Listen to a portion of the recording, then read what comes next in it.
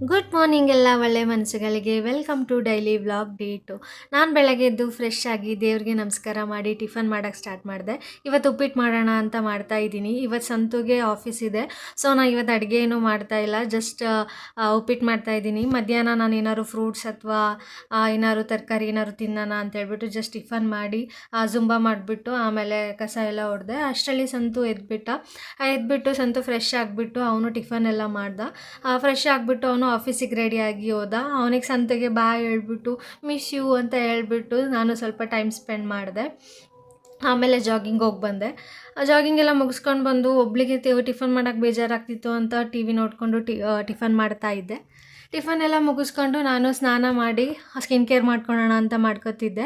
ಚಳಿಗಾಲ ಅಲ್ವಾ, just moisturiser, body lotion ಮತ್ತು ಲಿಪ್ ಬಾಮ್ ಹಚ್ಕೋತಾ ಇದ್ದೀನಿ. ಇದು ಬಿಟ್ಟರೆ ಮತ್ತೇನು ಸ್ಕಿನ್ ಕೇರ್ ಇಲ್ಲ.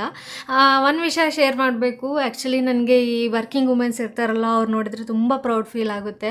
ಮನೇನೂ ಬ್ಯಾಲೆನ್ಸ್ ಮಾಡಿಕೊಂಡು ಆಫೀಸಲ್ಲೂ ಕೆಲಸ ಬ್ಯಾಲೆನ್ಸ್ ಮಾಡಿಕೊಂಡು ಅವ್ರದ್ದು ಡೆಡಿಕೇಶನ್ ಮಾತ್ರ ಸೂಪರ್ಬ್. ಆ್ಯಕ್ಚುಲಿ ನನಗೆ ಮದುವೆ ಮುಂಚೆ ಅಮ್ಮ ಮಾಡಿ ತಿನ್ಕೊಂಡು ಆರಾಮಾಗಿದ್ದೆ. ಇವಾಗ ನಾನು ಆ ಮನೆ ಕೆಲಸ ಆಫೀಸ್ ಕೆಲಸ ಎರಡೂ ಬ್ಯಾಲೆನ್ಸ್ ಮಾಡ್ತಿರೋದು ನೋಡಿ ನನ್ನ ಮೇಲೆ ನನಗೆ ಪ್ರೌಡ್ ಆಗ್ತಾ ಇದೆ.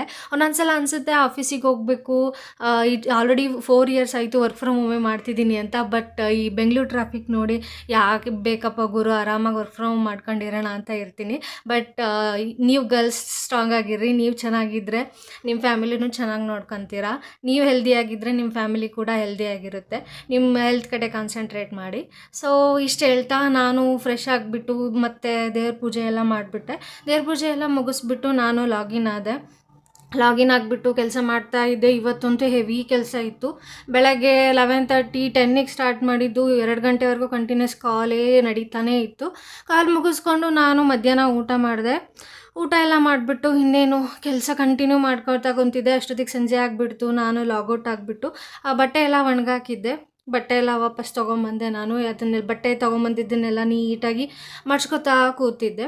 ಸೊ ಸಂತು ಅಷ್ಟೊತ್ತಿಗೆ ಕಾಲ್ ಮಾಡ್ದೆ, ಬರ್ತಿದ್ದೀನಿ ಅಂತ ಹೇಳ್ಬಿಟ್ಟು. ಸೊ ನಾನು ನೈಟ್ ಅಡುಗೆಗೆ ಸ್ಟಾರ್ಟ್ ಮಾಡಿಕೊಂಡೆ.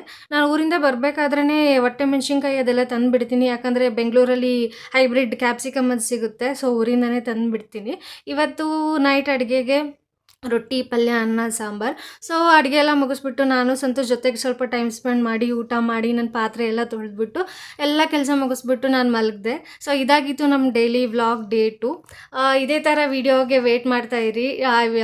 ನೆಕ್ಸ್ಟ್ ವಿಡಿಯೋದಲ್ಲಿ ಸಿಗ್ತೀನಿ. Till that, love you, bye bye, take care.